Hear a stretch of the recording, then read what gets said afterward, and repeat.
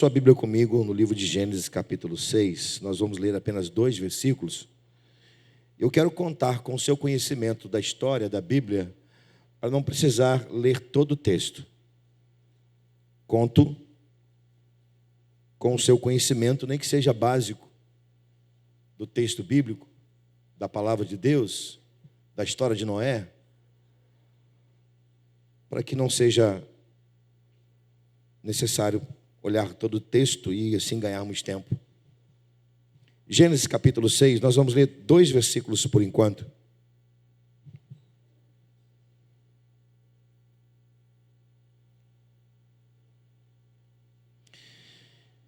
Gênesis 6, vamos ler o versículo 17 e 18.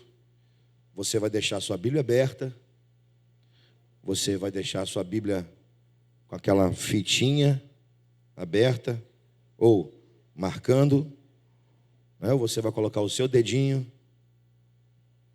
Você não vai fechar a Bíblia, porque vamos voltar ao texto.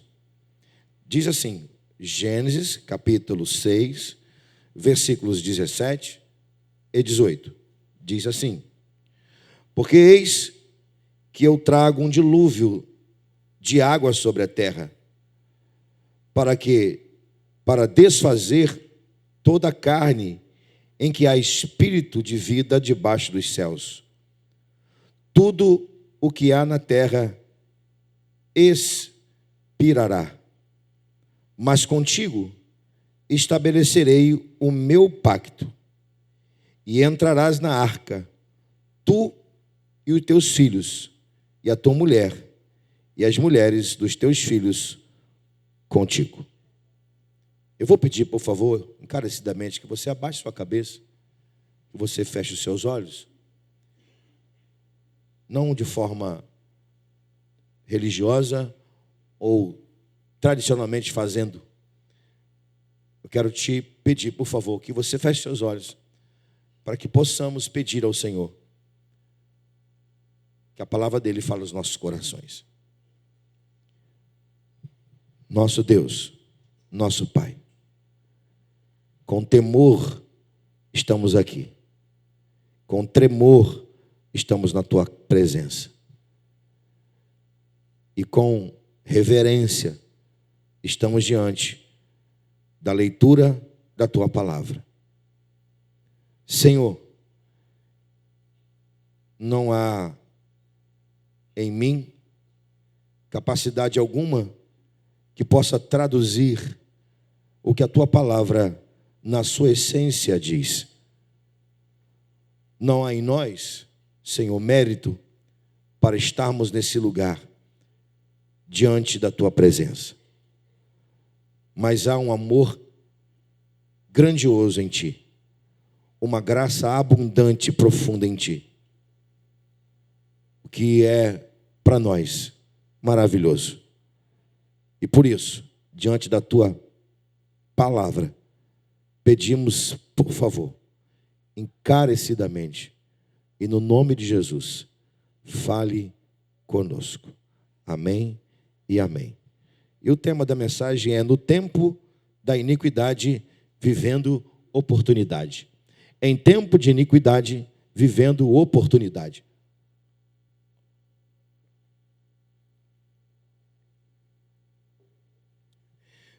Você já parou para observar o tempo que você está vivendo? Eu sei que você faz isso, né? Hoje não tem nem como a gente não observar o que nos cerca. Não tem como a gente fechar os olhos e não observar o que está acontecendo ao nosso redor. Até um tempo atrás, alguém poderia ficar alheio a tudo que está acontecendo. Mas hoje não. Hoje é impossível nós fecharmos os nossos olhos e os nossos ouvidos e não entender o que está acontecendo. Eu não sei se você sabe, mas a Bíblia nos orienta, nos ensina a fazer leitura de todas as coisas. A Bíblia fala que é observar o tempo e o modo. A Bíblia nos orienta a fazermos observações, análise, discernir o tempo e o modo, discernir o que está acontecendo. E mais ainda, nós temos o Espírito Santo em nós, e nós temos a mente de Cristo, para além de discernir o tempo e o modo que está acontecendo, temos o discernimento correto, certo, para tomadas de decisões e para envolver a nossa vida nos planos de Deus. Isso é, ou deveria ser, realidade na vida de todo crente. Então, assim, eu quero te perguntar que tipo de pessoa você é. Você é do tipo que aproveita o tempo, as coisas, o modo, ou você é do tipo que é influenciado por tudo que acontece?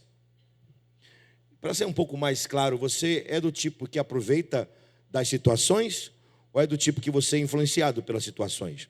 No tempo da pandemia, a maioria das pessoas ficou assim em casa, evidentemente. A maioria não saiu de casa. Nós ficamos dentro de casa trancados. Então, para nós, foi um tempo de paralisação total. Mas para muita gente foi tempo de oportunidade. Teve gente que ficou rico nesse momento. Teve gente que aproveitou esse momento e ficou milionária. Por quê? Porque soube fazer leitura do que estava acontecendo e transformou a dificuldade em oportunidade. Um número incontável de pessoas, nesse tempo da pandemia, ficou rico. Aproveitaram a oportunidade.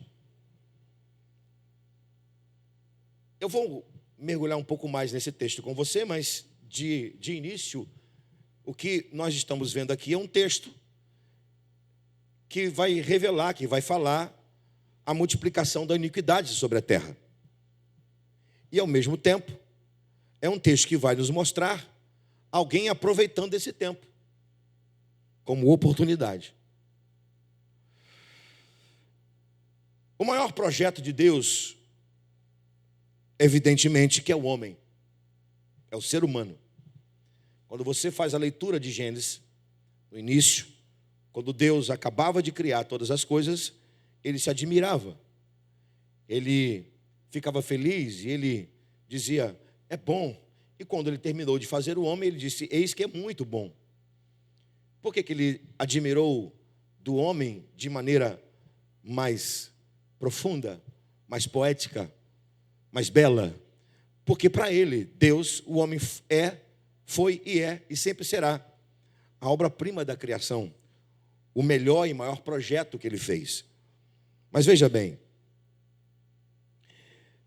o maior projeto que ele fez, que é o homem, esse homem encontrou pecado. Esse homem viveu o pecado. E se você ler capítulo 3, 4, 5 de Gênesis, você vai ver claramente isso. O desenvolvimento, o crescimento do pecado, até se tornar uma iniquidade descontrolada, concupiscência descontrolada, até chegarmos no capítulo 6, que é o capítulo em que a corrupção do homem tornou-se uma raiz que crescia assustadoramente. E aí veio o dilúvio, que nós aqui estamos vendo Deus anunciar. Ele acontece. E eu faço assim uma leitura, eu diria, simples, uma leitura devocional. Do que foi o dilúvio para Deus? Deus chorou 40 dias e 40 noites. A Bíblia diz que o dilúvio veio de 3 fontes. Uma delas, água do céu. A fonte do céu se romperam. É como se Deus estivesse chorando 40 dias e 40 noites por causa do pecado do homem. Mas você leu aqui comigo que Deus está dizendo assim para Noé, eu vou fazer um pacto com você. E você sabe com essa história que no final, Deus se alegra com Noé. E a Bíblia diz que o choro dura uma noite, mas a alegria vem pela manhã. Deus chorou 40 dias e 40 noites. Tristeza por causa do pecado do homem. Mas Deus se alegrou com Noé e sua família. Tudo isso aconteceu porque uma família resolveu entrar num projeto de Deus. Entrar num projeto chamado Arca.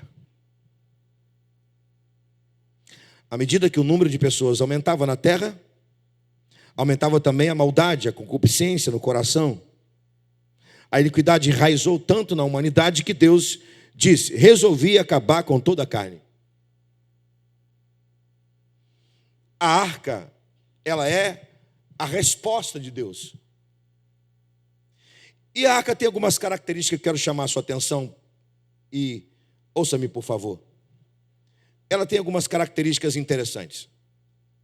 A arca não tinha nenhum sentido para as pessoas da época de Noé. Não tinha sentido. Qual o sentido de uma arca para abrigar animais num lugar onde não chove?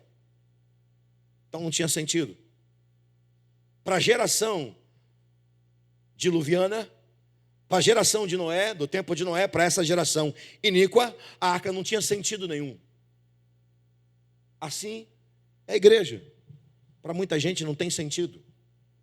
Estar aqui nesse lugar, para muita gente, não tem sentido algum. Para as pessoas que vivem na iniquidade, no pecado, na transgressão, e Deus as ama,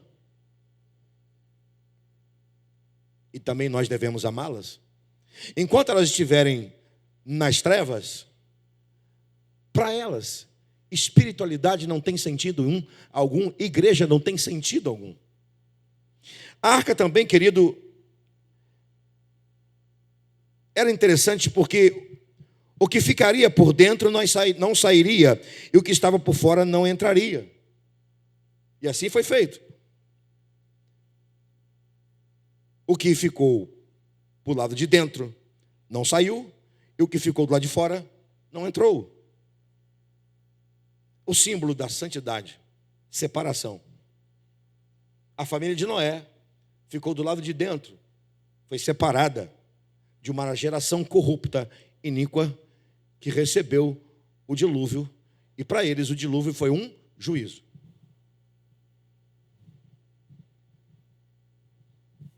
A arca também foi um instrumento, ou melhor, foi construída por muito esforço e fé. 100 anos de uma construção com esses dois princípios, esforço e fé. Trabalho com muito esforço e com muita fé. É um sinal da trajetória da igreja. A igreja trabalha com esforço e pela fé. Nós servimos a Cristo com esforço e pela fé. Nós servimos a própria igreja de Cristo com esforço e pela fé. Nós servimos as pessoas com esforço e pela fé. Mas outra característica da arca, a arca era à frente do seu tempo. Uma engenharia que até hoje não se explica. Conquanto já foi há muito tempo revelado ao mundo a sua veracidade. A arqueologia, a ciência já provou que a arca de fato existiu. Uma engenharia à frente do seu tempo. Não se explica como ela foi construída. Não se explica como as medidas, na sua totalidade, foi desenvolvida. Ou seja, ela é um sinal da capacidade da realização. Noé não foi alguém que simplesmente planejou alguma coisa. Noé não foi alguém, e sua família, não foi alguém que simplesmente tirou um projeto de uma prancheta e tentou fazer. Noé foi realizador. O que é uma pessoa realizadora? Uma pessoa realizadora é alguém que começa um projeto e vai até o final. A igreja é assim. Na igreja de Cristo, nós não temos apenas sonhadores. Nós temos realizadores. Por que temos realizadores? Porque Jesus nos faz trabalhar em sua obra. E a gente consegue, na graça dele, no poder dele, na unção dele, ser instrumento dele de transformação de uma pessoa. Alguém que chega para o reino de Deus, cheio de mazela, de pecado, recebe Jesus no seu coração, e nós somos instrumento de Deus para que Jesus transforme aquela pessoa em uma nova criatura. E em pouco tempo, alguém que estava no pecado, alguém que estava longe de Deus, alguém que estava cheio de mazelas, em pouco tempo, Jesus transforma e ela se torna um instrumento na mão de Deus. Nós somos realizadores. Só mais uma característica da arca que eu quero chamar a sua atenção. A arca, ela tinha o poder de atração. Ela teve o poder de atração. Os animais foram atraídos até Noé por causa da arca. A igreja exerce esse poder de atração. É claro que nós falamos do ide. É claro que Deus, que o Senhor Jesus nos manda ir. Mas há também um poder de atração na igreja. Por quê? Porque aquilo que tem na igreja não tem em lugar nenhum no mundo. Em lugar nenhum no mundo. Em nenhum espetáculo do mundo existe o que só tem na igreja. Por isso que a igreja tem o poder de ir, mas ela também tem o poder de atrair. E o que tem na igreja que não tem lugar nenhum no mundo? A presença de Deus. A glória de Deus. A presença do Espírito Santo. Era para você dizer amém, porque se você crê nisso, ele está aqui nessa noite, amém? Por isso que a igreja exerce o poder de atração. Porque a vida de Cristo está na igreja.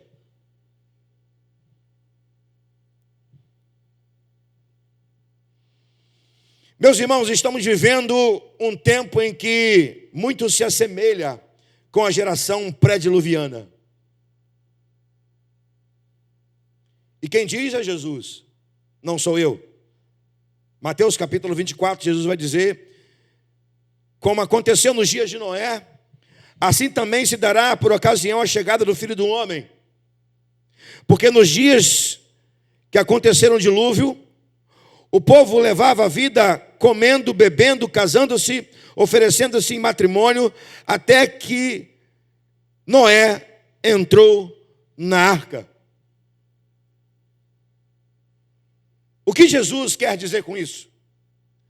Jesus quer dizer com isso que assim como foi nos dias de Noé, ou seja, uma iniquidade enraizada, o pecado corrompendo a sociedade, nesses dias a rotina das pessoas era uma rotina voltada para o comportamento do seu caráter. O caráter conduzia a rotina das pessoas. Deu para entender? É o caráter que conduz a rotina de vida. Ou seja, se a pessoa está no pecado, a sua rotina vai voltar-se para o pecado. O que Jesus quer dizer é exatamente isso. Assim como foi nos dias de Noé, que antecederam o dilúvio, nos dias de hoje, que antecede o arrebatamento da igreja, as pessoas são conduzidas na sua rotina a partir do seu caráter.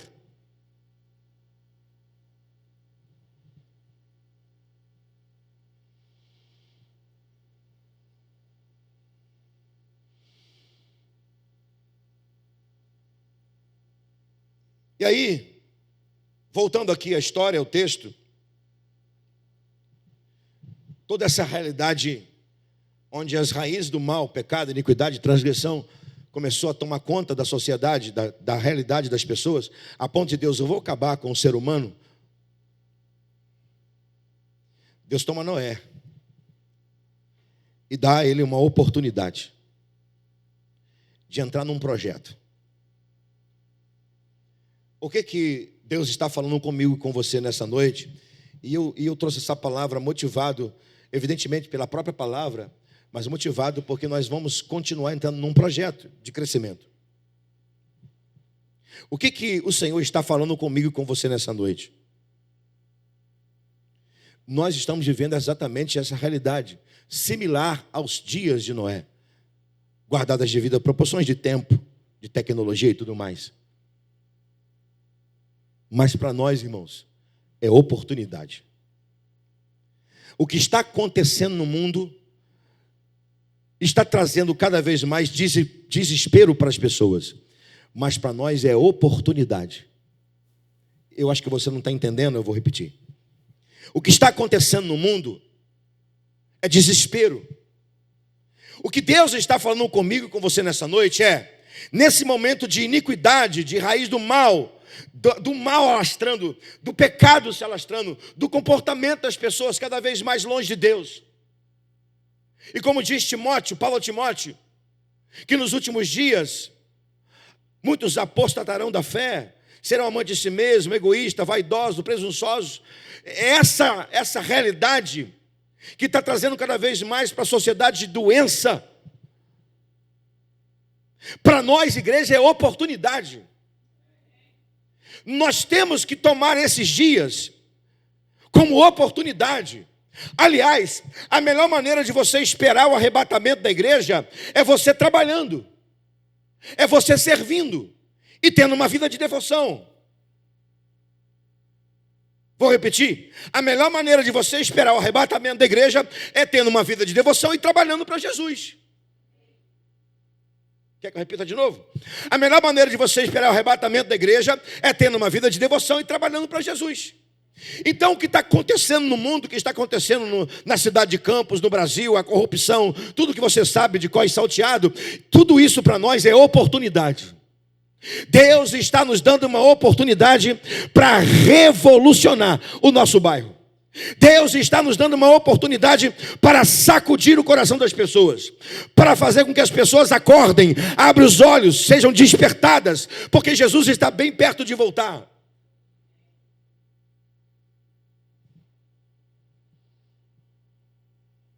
Há um iminente juízo vindo sobre a geração, a nossa geração.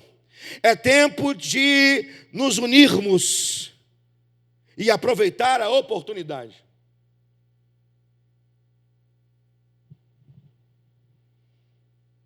Entendendo que o dilúvio foi para Noé uma oportunidade,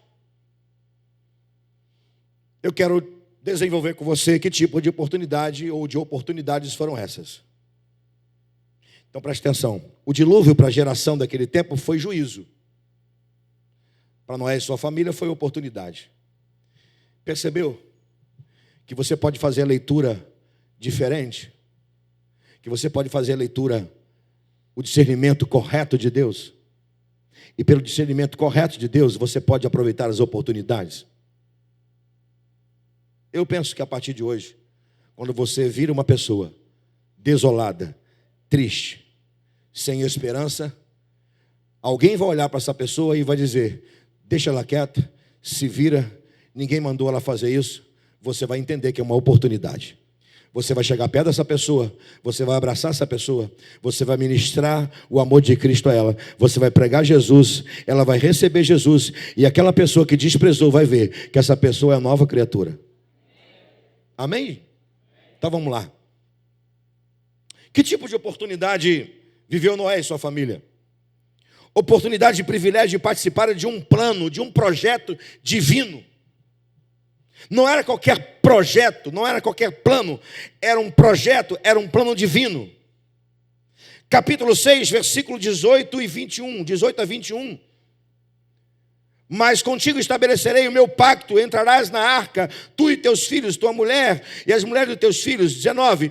E de tudo quanto vive, de toda a carne, 2 de cada espécie, meterás na arca, para conservares vivos contigo, macho e fêmea serão.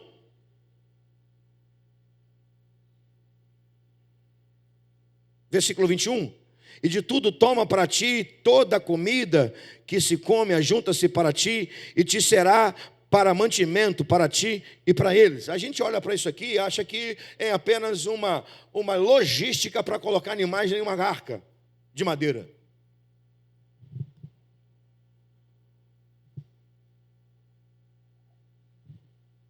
E não está errada a leitura. Você está lendo comigo uma logística que Deus está dando a a Noé, orientando a Noé para a preservação de uma família e dos animais. De fato é uma logística. Mas é muito mais do que uma logística. A arca, antes de ser um lugar que iria abrigar animais, a arca é um projeto de Deus que o término da sua obra indicaria duas coisas: juízo e salvação. Você está diante de um texto, nós estamos diante de versículos que Deus mandou fazer uma arca que era juízo e salvação ao mesmo tempo. Juízo para aquela geração iníqua e salvação para os animais e para a família de Noé. 8 pessoas. Se você observar isso com muita calma, você vai ver que Deus é Deus de juízo e de graça. Deus não mudou. Ele continua sendo um Deus de juízo e continua sendo um Deus da graça. Ele não mudou.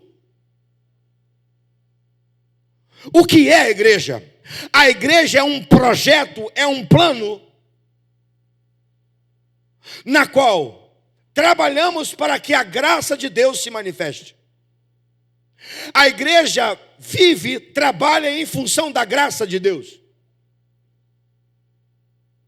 Estamos aqui anunciando o juízo de Deus, convictos que já somos salvos pela graça.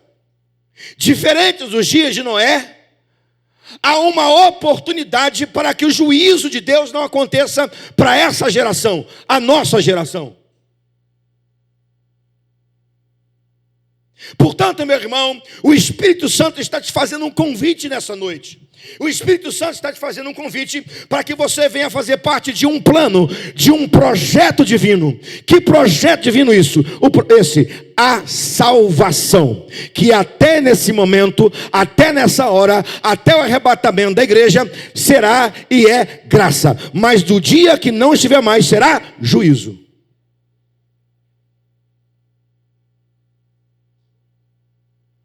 E aí, deixa eu te falar uma coisa, que para mim é símbolo, ou é sinal, ou é característica de quem é salvo.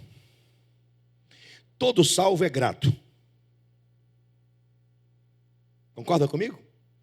Todo salvo, ele é grato. Pensa, raciocina, sem precisar espiritualizar. Sem precisar espiritualizar. Pensa comigo. Nós, eu e você, estávamos condenados a ir para o inferno. Recebemos a salvação. Não há mais separação entre nós e Deus.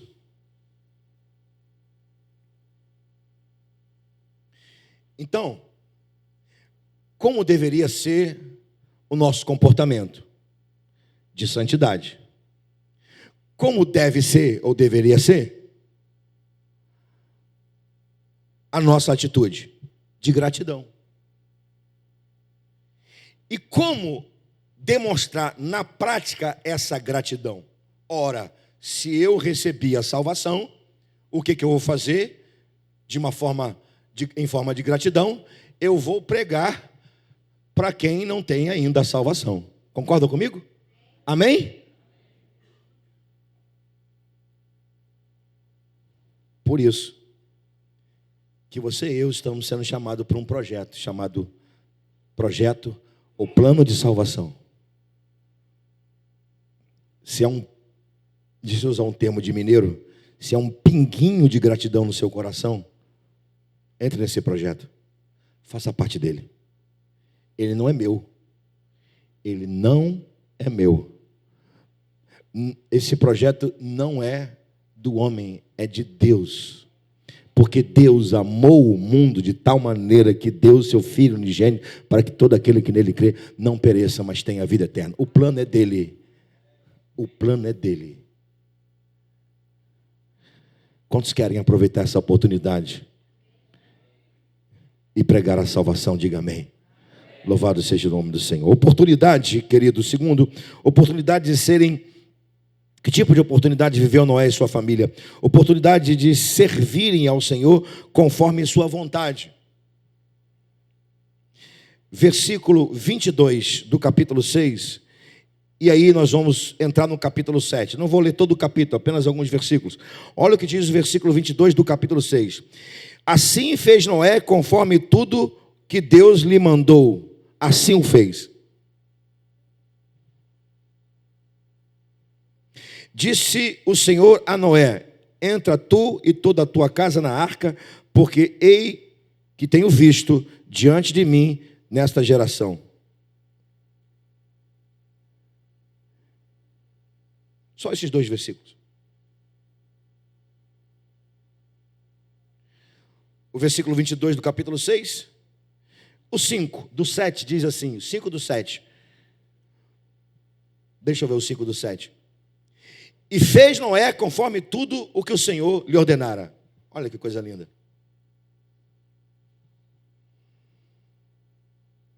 Gente, são 100 anos servindo a Deus com a sua família.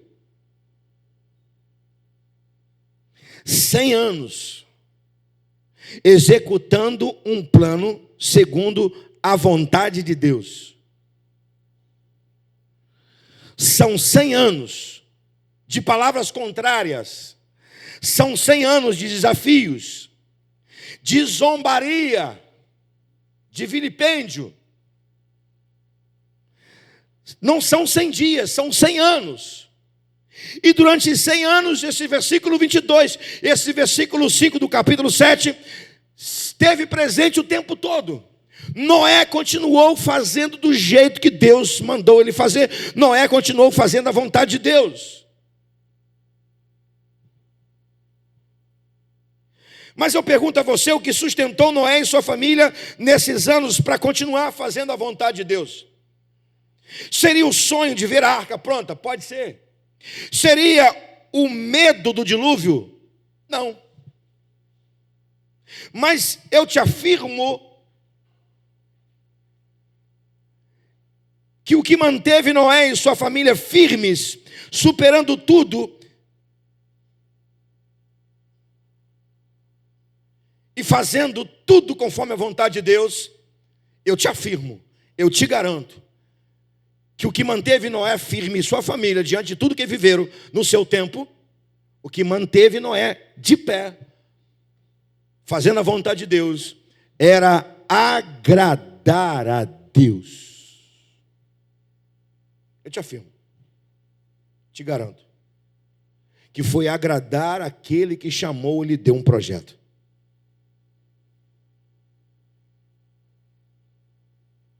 Quando nós entramos num projeto divino, e que Deus nos dá todas as diretrizes, que Deus nos dá uma visão, que Deus nos dá um plano, tudo que a gente quer é agradar o Senhor.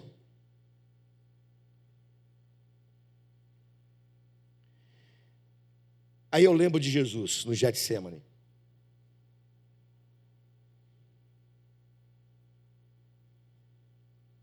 Jesus no Getsemane, diante do cálice que ele estava para experimentar, do seu sofrimento pré-cruz, das gotas de sangue que escorria dos seus poros, de uma angústia de alma profunda. Ele olhou na linha do tempo, olhou para a cruz e olhou por trás da cruz e olhou na linha do tempo, me viu, te viu, nos viu. E podendo ele, como um homem, desistir, ele disse: Pai, contudo não seja feita a minha, mas a tua vontade. Quando a gente entra num plano de Deus, num projeto de Deus, tudo que a gente quer é continuar agradando aquele que nos chamou, porque nós não merecíamos. Eu não mereci estar aqui nesse lugar não, irmão.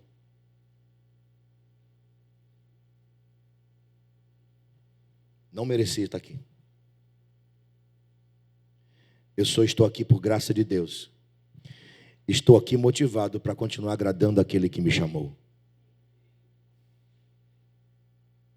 Por isso que esse versículo 22 do capítulo 6, o versículo 5 do capítulo 7, deve ser realidade na minha e na sua vida.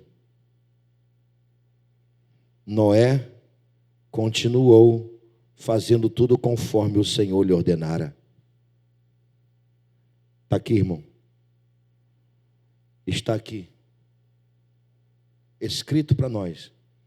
Revelado aos profetas. Está aqui.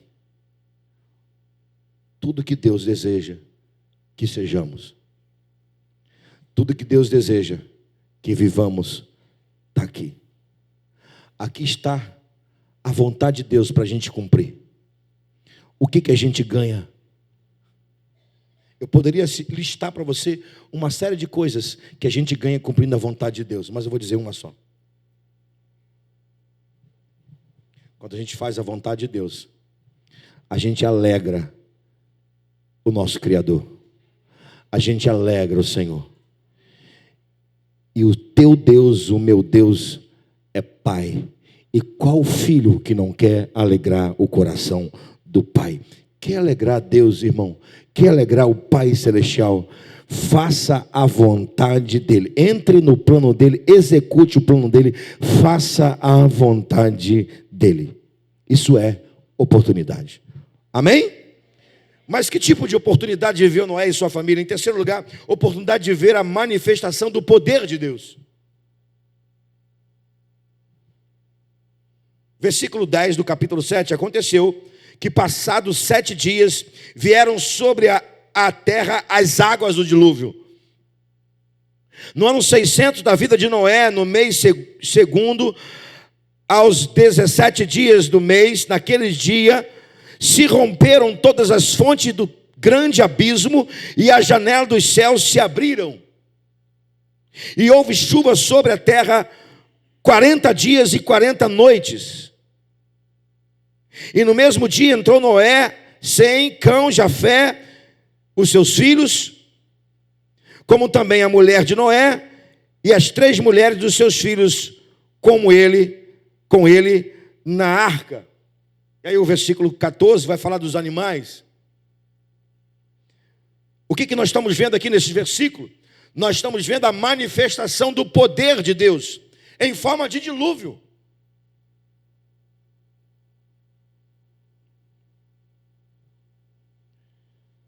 São 3 formas. O dilúvio aconteceu de 3 maneiras. As águas vieram da terra, das comportas do céu e da condensação. Chuva comum. Deus manifestou o seu poder. O poder de Deus veio sobre a terra em forma de dilúvio. E dentro da arca, Noé e sua família estavam trabalhando sem cessar. Ou seja, a manifestação de Deus lá fora e a gratidão e o trabalho dentro. Deus estava manifestando o juízo do lado de fora e o louvor do lado de dentro.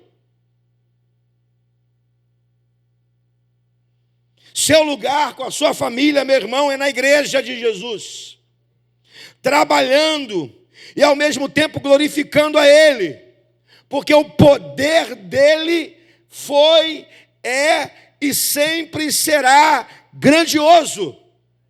Deus é poderoso, o poder dele se faz presente o tempo todo, e o seu lugar é na igreja, a igreja é como a arca.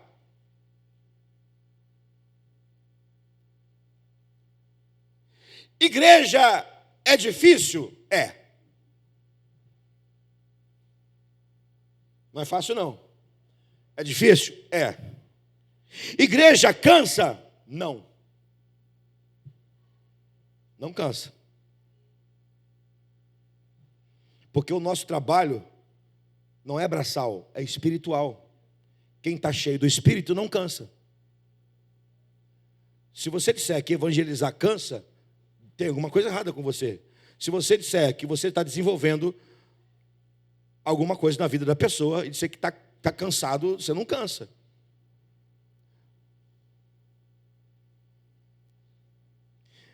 Na igreja os relacionamentos são fáceis? Claro que não.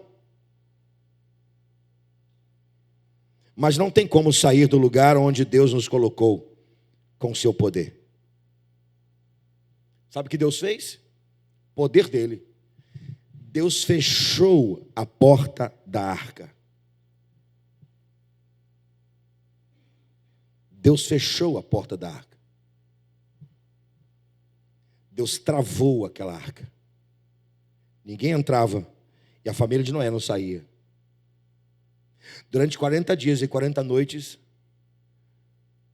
uma família está dentro de uma arca, louvando a Deus, porque o poder dele estava acontecendo. 40 dias e 40 noites na presença do Deus Todo-Poderoso, trabalhando e exaltando, exaltando e trabalhando na presença do Deus Todo-Poderoso. Ele está operando lá fora, trazendo juízo em forma de dilúvio, mas dentro da arca tem trabalho e louvor, louvor e trabalho. Assim é a igreja. Deus está do lado de fora manifestando o seu poder da forma dele, do jeito dele, no tempo dele. Mas aqui dentro da igreja tem um povo que adora, trabalha, trabalha e adora. Louva e trabalha, trabalha e louva. E aí eu te pergunto, meu irmão, você vai ficar lá de fora? Você vai ficar do lado de fora?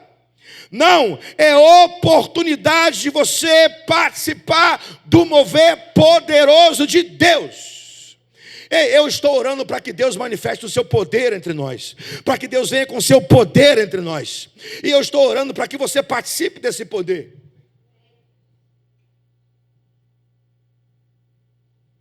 É oportunidade para você viver a manifestação do poder de Deus. Para nós não é forma de juízo, para nós é a manifestação de um Deus que nos ama, tanto que Ele nos faz cooperadores da sua obra, ou seja, Ele nos dá autoridade e poder para sermos trabalhadores. Alguém que fez uma arca, que constrói uma arca em 100 anos, ainda que fosse 100 anos, alguém que constrói um projeto como esse, só podia estar cheio do poder de Deus. Que nessa noite, o Espírito Santo trabalhe em você, e que o Espírito Santo te encha de poder e autoridade, e que você viva dentro da igreja esse poder. Amém? Em último lugar, que oportunidade é essa que Noé e sua família viveram? Isso aqui é lindo. Oportunidade de viverem um novo ciclo, um recomeço, uma nova história. Vá lá para o capítulo 8, versículo 1, somente o versículo 1, e o resto da história você conhece. Versículo 1 do capítulo 8. E lembrou-se Deus de Noé, e de todo animal, e de todo reis que com ele estava na arca. E Deus fez passar um vento sobre a terra e aquietou-se as águas. Depois de 40 dias e 40 noites, o texto que lemos no capítulo 8 vai dizer que Deus lembrou de Noé. E aí você sabe que Noé sai da arca com a sua família e ele vai lá, constrói um altar, faz um sacrifício, e Deus cheira o sacrifício de Noé.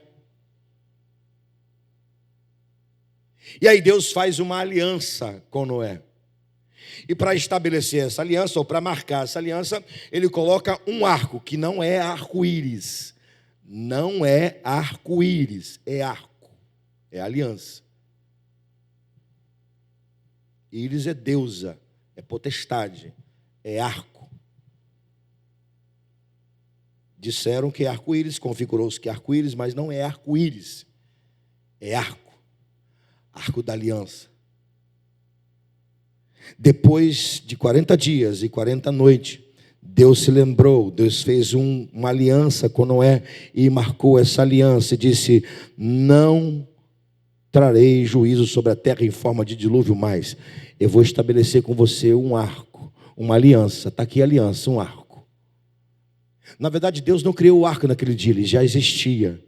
Apenas Deus fez com que Noé visse aquele arco no céu e pudesse lembrar: Deus fez uma aliança comigo.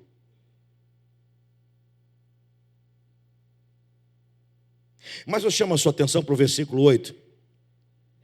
Como que começa esse novo ciclo? Preste atenção, por favor. Como que começa esse novo ciclo? Esse novo ciclo é marcado com um arco no céu. Aqui comigo. Esse novo ciclo, esse novo momento de Noé e sua família é marcado ou é finalizado com um arco que aparece no céu. Mas ele não começa com um arco. Diga comigo, ele começa com um sopro. Aleluia. Está escrito. Esse novo momento na vida de Noé e da sua família, depois de entrarem num projeto, não começa com arco, começa com um sopro. Deus trouxe um sopro sobre a terra e trouxe calmaria. Ou seja, esse novo ciclo, esse novo começo, começa do mesmo jeito quando Deus criou o homem. E como Deus criou o homem? Com um sopro. Ele começa do mesmo jeito que Deus trouxe renovo na vida de Jó. Ou seja, quando Deus trouxe o renovo na vida de Jó, Deus o visita em um redemoinho, um sopro. Ele começa do mesmo jeito quando Jesus fala com Nicodemos: Nicodemos, o vento sopra onde quer. Se você quiser ser uma nova pessoa, você precisa do Espírito Santo.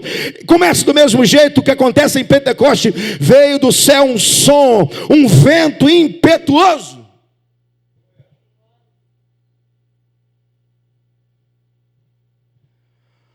O novo nascimento aconteceu conosco desse mesmo jeito. Como assim, pastor? Nós recebemos Cristo em nosso coração, nós recebemos a salvação e o Senhor Jesus selou o seu Espírito em nós. Deus trouxe um renovo de vida em nós, um novo sopro em nós. O Espírito Santo, o pneuma, o sopro, agora está dentro de nós. Meu irmão, você pode viver a partir de hoje um novo ciclo em sua vida, um novo momento em sua vida, impulsionado pelo sopro do Espírito. Que nessa noite você receba um sopro novo do Espírito na sua vida.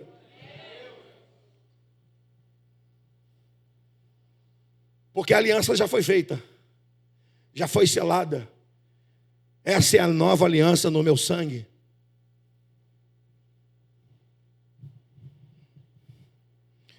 Se você deseja participar desse projeto, aproveitar essa oportunidade, eu não sei se você está entendendo que servir a Jesus é oportunidade. Talvez você esteja entendendo que servir a Jesus, trabalhar, é obrigação, é ato religioso, ou porque alguém vai dizer que se você não fez, você é preguiçoso. Não, eu estou dizendo que é oportunidade. Se você entende que trabalhar para Jesus é oportunidade, eu profetizo sobre a sua vida um sopro novo do Espírito, um novo tempo, um novo ciclo na sua vida. Eu quero concluir. 4 capítulos falam de Noé e sua família em Gênesis.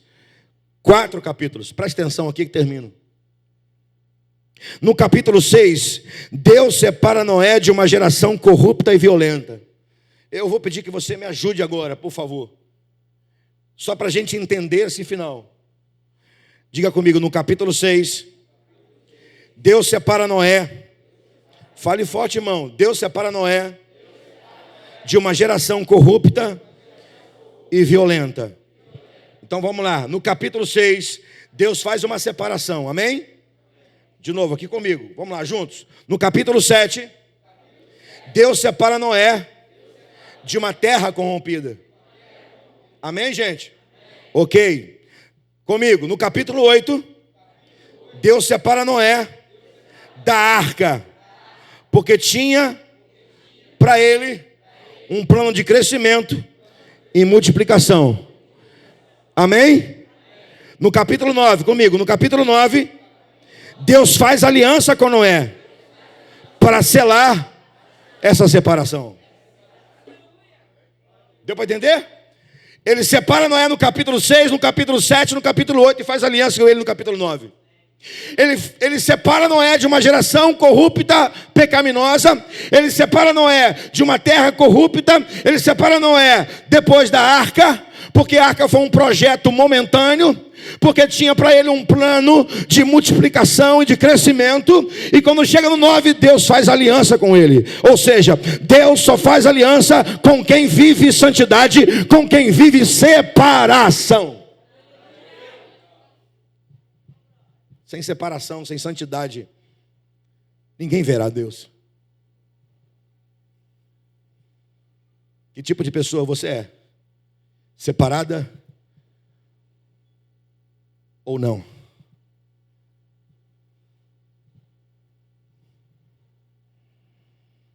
Deus só faz aliança com quem está debaixo de santidade.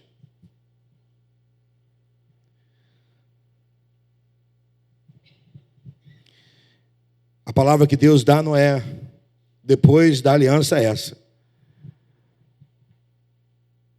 Abençoou Deus a Noé e seus filhos e lhe disse: sede fecundos, multiplicai-vos.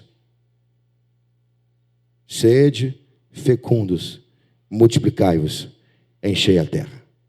A única coisa que Deus não fala com Noé, diferente de Gênesis, quando Deus fala com Adão e Eva, é: dominai-a, sujeitai-a.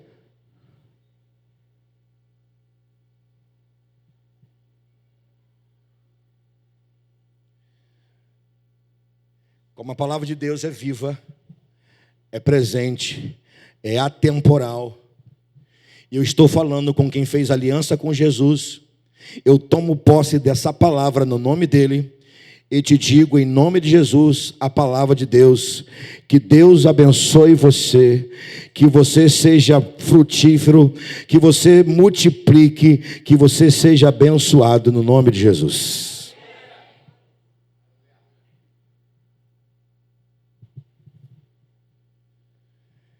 Mas essa palavra de bênção que Deus trouxe para Noé e sua família só aconteceu, presta atenção para a gente terminar, só aconteceu porque Noé e sua família resolveu participar de um projeto, de um plano, aproveitou a oportunidade.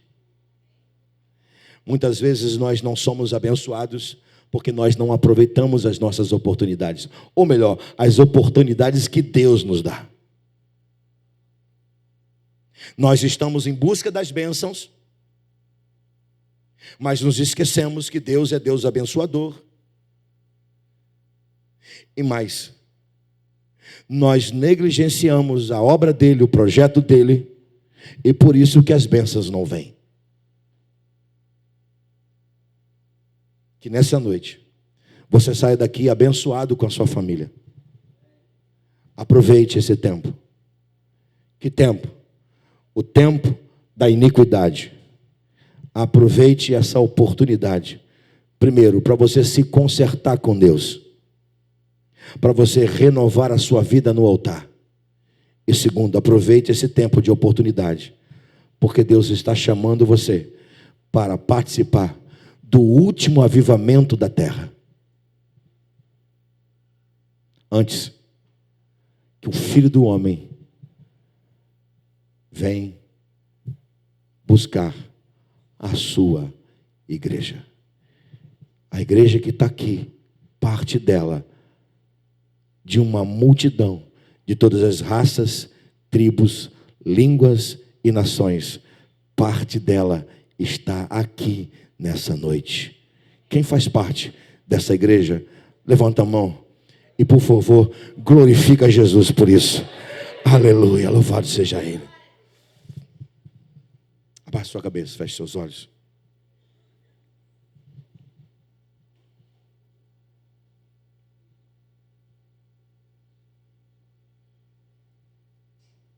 Não cabe a mim, a você, julgar o tempo. Todo juízo, todo julgamento espiritual é por conta de Deus. Não cabe a mim, a você, julgar o tempo. Não cabe a mim e você julgar as pessoas. Não. Cabe a mim e você, como igreja, aproveitar o nosso tempo. Deus está nos chamando hoje. Deus está nos chamando mais uma vez. Eu diria hoje não, mais uma vez. Irmão, nem que seja para você colocar o seu joelho no chão e orar por esse país, por esta nação, por Israel. Você precisa entrar nesse projeto. Você não pode deixar essa oportunidade passar.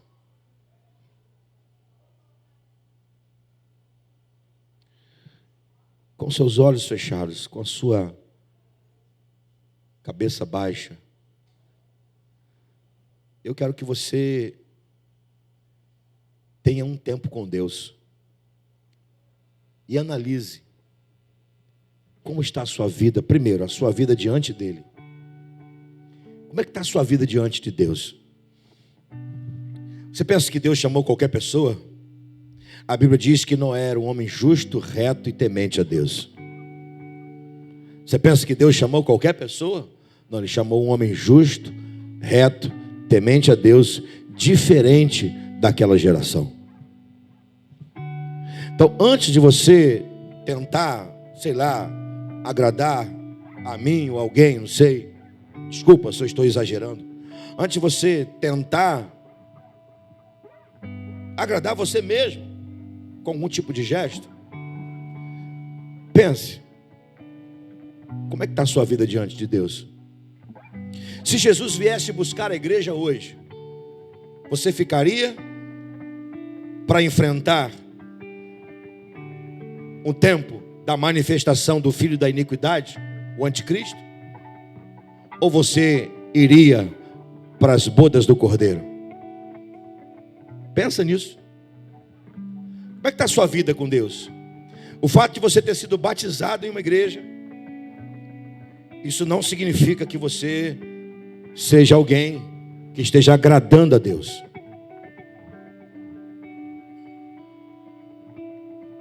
Como é que está a sua vida com Deus? Como está a sua vida com o Pai? Como é que está seu relacionamento com Ele? Como é que está seu relacionamento com a sua esposa, com seus filhos? Tem lido a palavra? Tem orado? Tem buscado? Tem jejuado? Tem servido? Ou você tem sido uma pessoa distante, isolada, egocêntrica, egoísta? Ou ainda ferida, machucada, decepcionada? Sabe, Deus está aqui neste momento para tratar do seu coração, tratar de você. Ele te ama tanto, Ele te ama tanto, tanto, que antes de usar você, Ele quer ter você com Ele. Porque o nosso primeiro chamado, ouça isso, o nosso primeiro chamado não é para ir no nome dEle. O nosso primeiro chamado é para ir até Ele. Vou dizer de novo. O nosso primeiro chamado não é para ir no nome dEle. O nosso primeiro chamado é para ir até Ele. Deus está te chamando para você ir até Ele. Ele quer tratar de você aqui hoje. Ele quer tratar do seu coração, purificar seus pecados. E depois, Deus quer enviar você. Deus quer que você aproveite a oportunidade que Ele ainda não voltou para levar a igreja, para você fazer a vontade dEle. Talvez você deseja vir sábado que vem, 8h da manhã, 8h30 da manhã, perdão, tomar um café com a gente, receber uma palavra e sair para ir para a rua evangelizar. Mas você está pensando assim, mas eu sou indigno. Eu não sei nem o que falar. E antes de saber o que falar, eu sou indigno. Me sinto tão sujo. Primeiro, querido, hoje é domingo. Falta uma semana para isso acontecer. Segundo, o que tem que acontecer agora não é você dizer alguma coisa do tipo: pastor, pode contar comigo no sábado que vem. O que precisa você dizer agora: Jesus, toca no meu coração, purifica dos meus pecados, me trata das minhas mazelas, dos meus erros, dos meus pecados. Sou miserável, eu preciso de ti. Que é isso? Que é isso? Quer que Jesus trate do seu coração, da sua alma agora? Eu vou chamar você aqui à frente. Se é para você aceitar Jesus Cristo, se é para você que é salvo, ser transformado, ser tocado por Jesus, eu vou chamar você para estar aqui comigo. Porque Jesus está te dando a primeira oportunidade. A primeira oportunidade não é para você trabalhar para Ele. A primeira oportunidade é para você ser tratado por Ele. Tem alguma coisa na sua vida que precisa ser tratada hoje? Essa é a oportunidade. O que precisa ser tratado na sua vida? Vamos ficar em pé? E se você desejar, vem para cá, para ficar pertinho de mim aqui. Se você quer que alguma coisa seja tratada na sua vida, vem para cá. Vem para cá.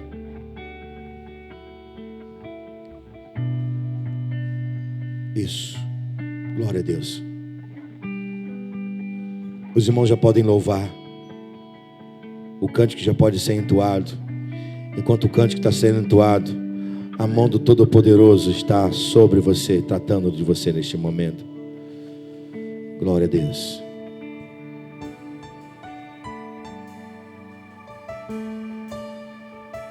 Tem alguma coisa que precisa ser tratada com Deus aqui hoje, nesse altar?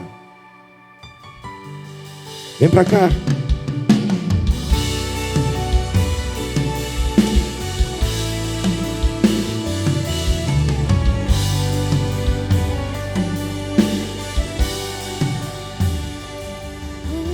Deus, rodeado de glória, és adorado. 24 horas os serafins cantam. Santo, santo, incansavelmente, santo, santo. E eu, um homem tão falho e de impuros lábios, o que Deus tão grande assim viu de importante em mim. Então me toca com essas brasas do altar e me transforma. Aleluia, Jesus. Vem me purificar.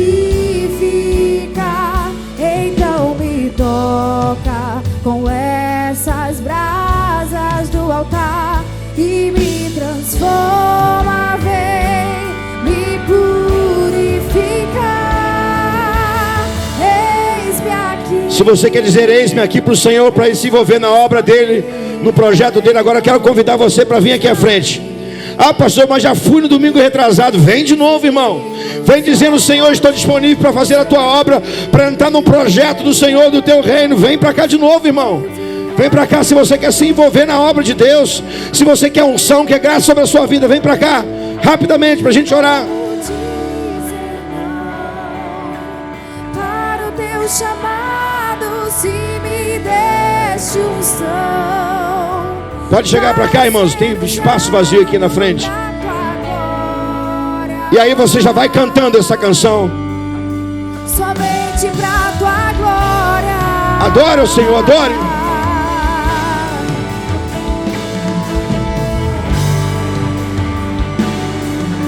Senhor, tem misericórdia de nós, Senhor. Então me toca com essas brasas do altar e me transforma, vem me purificar. Então me toca com essas brasas do altar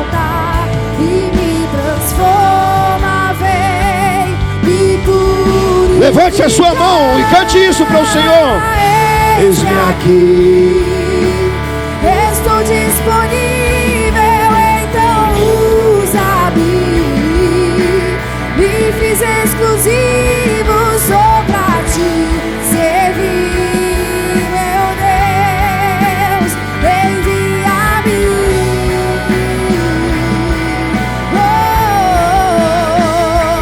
Como diz então, para o teu chamado, se me deste unção, para ser usado pra tua glória, somente pra tua glória, somente pra tua glória.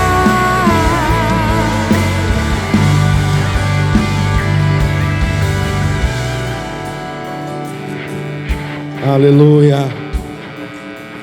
Aleluia. Glória a Deus. Nós vamos orar. Vamos falar com o nosso Deus. Feche os seus olhos. Se você abriu, eu quero fazer um recorte de toda a palavra que o Senhor falou conosco nessa noite. Apenas um recorte. Irmão, só vai suportar o tempo que vem pela frente. Só vai suportar o tempo que vem por aí. Só vai suportar quem estiver com a vida no altar, na devoção e servindo a Jesus. Vai ser difícil para a igreja. Vai ser difícil para nós. Se prepare. E a melhor maneira de você se preparar é se agarrando na devoção e aproveitando a oportunidade para trabalhar para Jesus. Você pode levantar suas mãos aos céus, por favor? Senhor, teu povo está com as mãos erguidas, em sinal de rendição ao Senhor. Senhor, eu peço neste momento, não nos deixe de fora do que o Senhor está para fazer. Não nos deixe de fora do teu plano de salvar o pecador, de regenerar o pecador e de transformar o pecador em discípulo de Jesus e filho teu. Por favor, não nos deixe de fora, Senhor. E agora, Pai, no nome de Jesus Cristo, mais uma vez eu tomo a palavra que Deus disse, não é? Sede fecundos, abençoai, multiplicai, enchei a terra. Senhor, que nesta noite os teus filhos sejam prósperos na pregação do Evangelho. Que a vida de Cristo fecunde em seus lábios para pregar Jesus Cristo, autor da vida. Que haja multiplicação, Senhor, da tua semente, da tua palavra. Que haja multiplicação, Deus, da tua palavra viva. Por favor, Senhor, faça prosperar a tua igreja. Que a tua obra multiplique em nós. Que novos discípulos sejam alcançados. Que novas vidas sejam alcançadas. Derrama sobre nós a unção que veio em Pentecostes.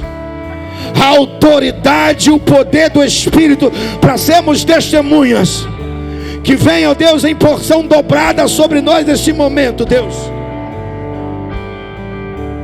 E eu peço só mais uma coisa para o teu povo que está com as mãos erguidas aqui na tua casa.